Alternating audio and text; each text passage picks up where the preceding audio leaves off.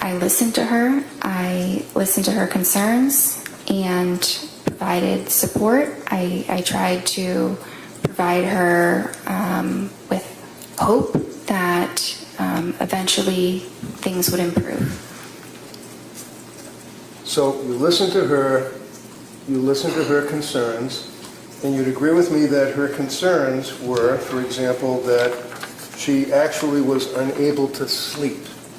It's one of her concerns, right? She was having a lot of difficulty with sleep. On the September 15th meeting, you indicate that her mood was okay, but her affect was anxious, and you called it incongruent. What does that mean? Is when a patient presents with an incongruent something or other, I don't remember, appearance perhaps, that would mean that they're saying, I'm okay, but they don't look like they're okay, right?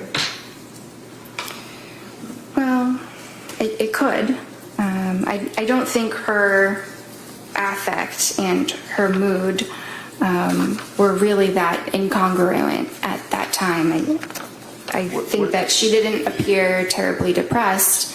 I didn't say she was terribly depressed in that initial visit, but she said she was anxious and she appeared anxious. That's pretty congruent. Okay. So did you put in the Most report important that was the treatment, not what is checked off on a box. Makes sense. So you were unable to make a note as to whether or not her affect and her mood appeared to be in conflict, and that she would have been incongruent, and that she had poor insight. You couldn't write that down. Is that right? Because the box doesn't let you. Correct. So basically she's telling you that I'm okay. Well, actually, when she came, do you know that she never saw, other than when she was in nursing school, would it surprise you? What happens when a doctor's own testimony starts raising more questions than answers?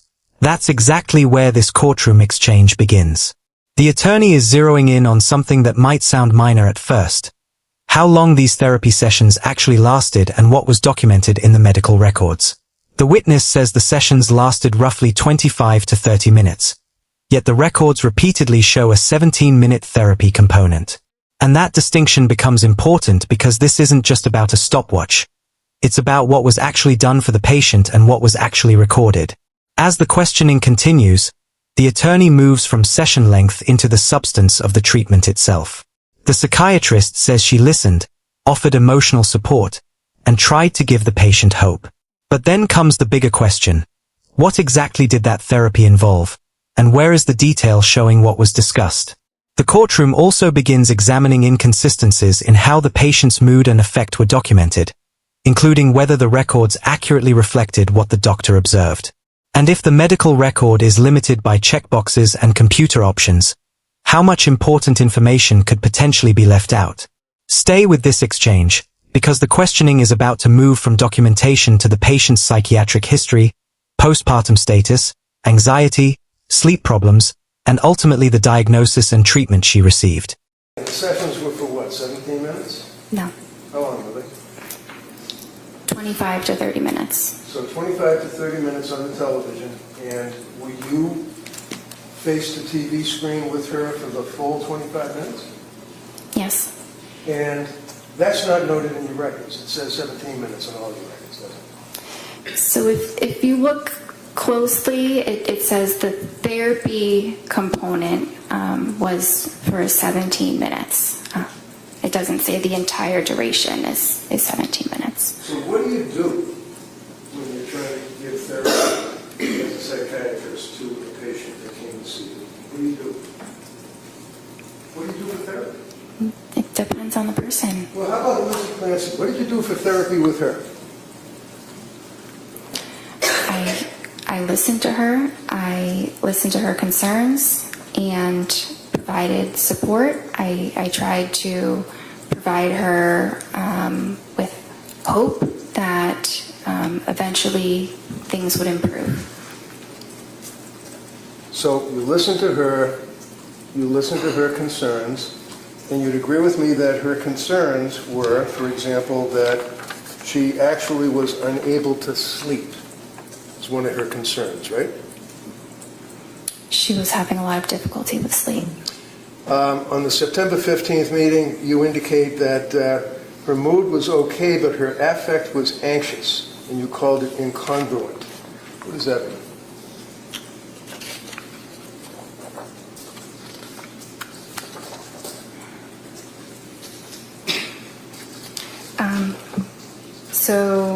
She said she was feeling okay. She appeared anxious, and she also stated that she was anxious. So one of the things that you talked about Friday is when a patient presents with an incongruent something or other, I don't remember, appearance perhaps, that would mean that they're saying, I'm okay, but they don't look like they're okay, right? Well, it could.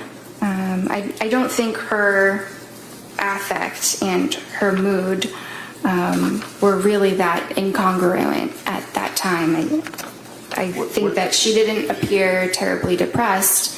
I didn't say she was terribly depressed in that initial visit, but she said she was anxious and she appeared anxious. That's pretty congruent. Okay. So did you put in the report that she was congruent or incongruent? So that is not an option for me to indicate in that section, but So- it was congruent. You're like a robot. You can't take a pen and write something down. You have to do the drop box and the X's on the computer.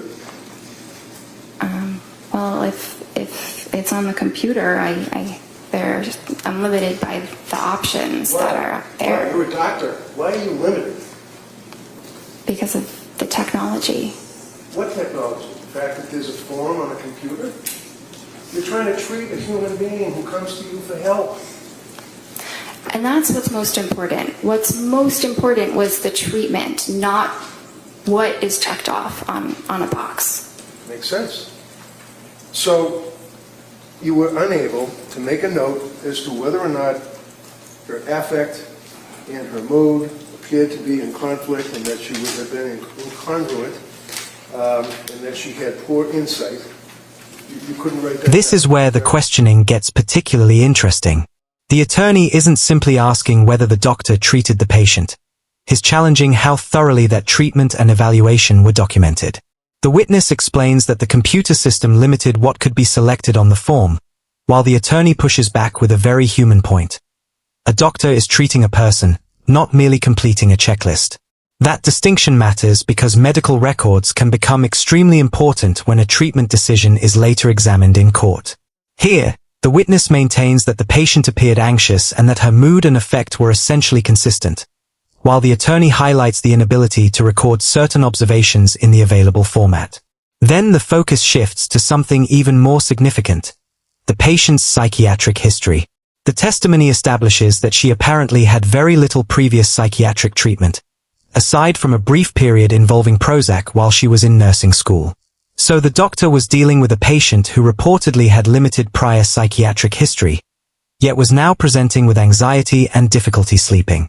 The key question for the audience is this: when a patient comes to a psychiatrist for help, how much responsibility rests on the doctor to uncover information that the patient may not volunteer?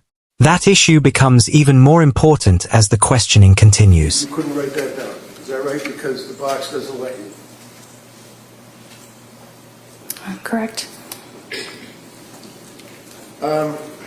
So basically she's telling you that I'm okay. Well, actually, when she came, do you know that she never saw, other than when she was in nursing school, would it surprise you, a psychiatrist? And that was only for like a week when she got the Prozac in nursing school because she was afraid of public speaking? Did you know that? I was aware that she did not have a significant past psychiatric history. I was aware of that. Okay, so you were the first psychiatrist that she had the pleasure of meeting. Is that correct? Yeah. I think it was. And isn't that important for you as a doctor to take a history? I did take a history. So can you tell us? You're testifying here for the government. Tell us whether or not she had any past psychiatric history other than in nursing school for a week with the Prozac. She did not report any other past psychiatric history other than the Prozac and Wellbutrin. So when a patient comes to see you and you're treating to help that patient, if they don't report something to you, you don't know about it apparently, right? Well, I think it depends. There are certainly things I can assess, but if it's related to their history, I do need them to tell me. Well, you can't assess it unless you ask, right?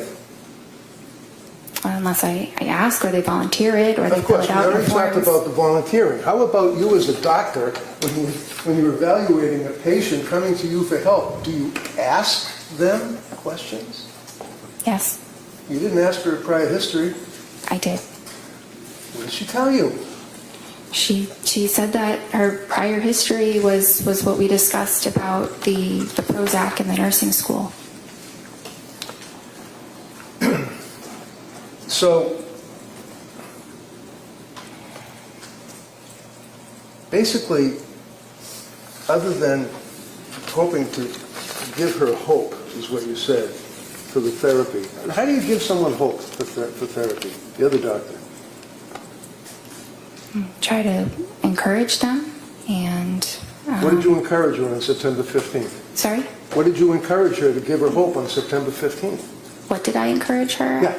I don't remember exactly the words. It was Did you write almost it 4 down in years your ago. records?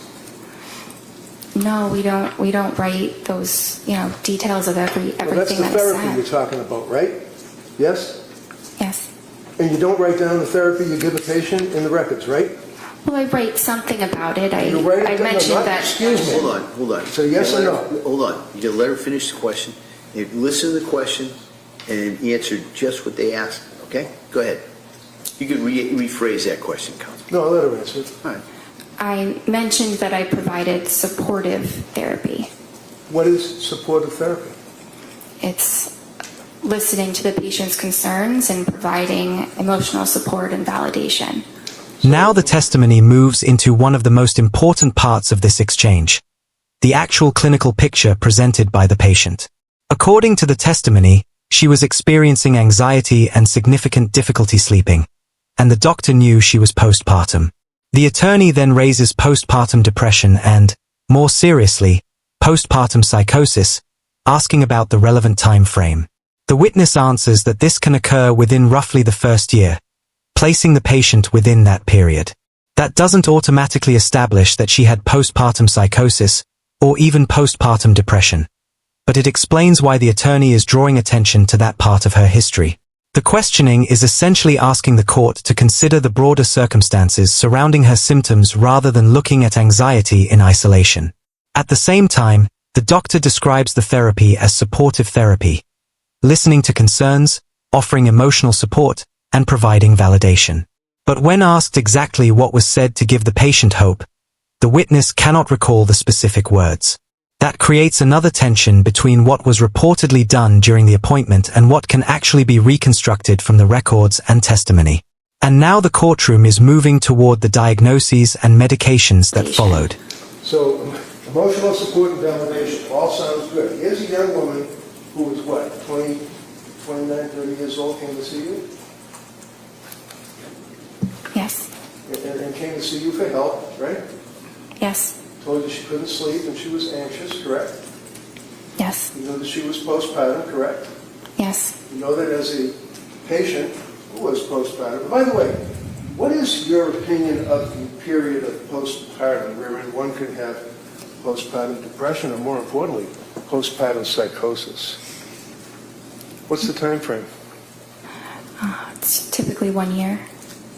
So she was well within that time frame, correct? Yes. And you tried to provide therapy by giving her hope. And how long do you figure did that take? 5 minutes, 10 minutes, 2 minutes?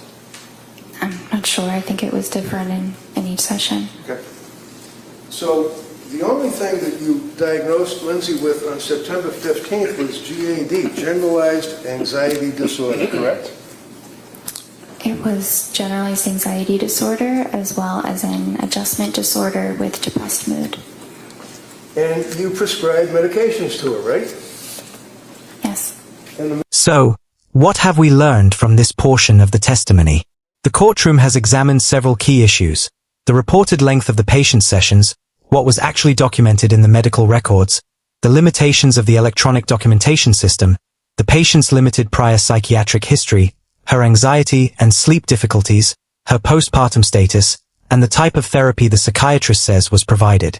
The witness describes that therapy as supportive, listening to the patient, offering emotional support, validation, and encouragement. But the questioning repeatedly tests how much of that treatment can be confirmed through the written record and how specific the doctor can be about what occurred during the sessions. The testimony then establishes that the patient was diagnosed with generalized anxiety disorder, along with adjustment disorder with depressed mood, and that medication was prescribed.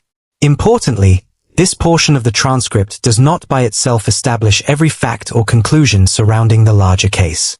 It shows a courtroom examining the doctor's evaluation, documentation, and treatment decisions under intense questioning. What do you think? Did the testimony give you confidence in the treatment that was provided, or did it leave you with more questions? If you found this case as shocking as we did, make sure to hit that like button, share your thoughts in the comments, and don't forget to subscribe for more jaw-dropping courtroom breakdowns.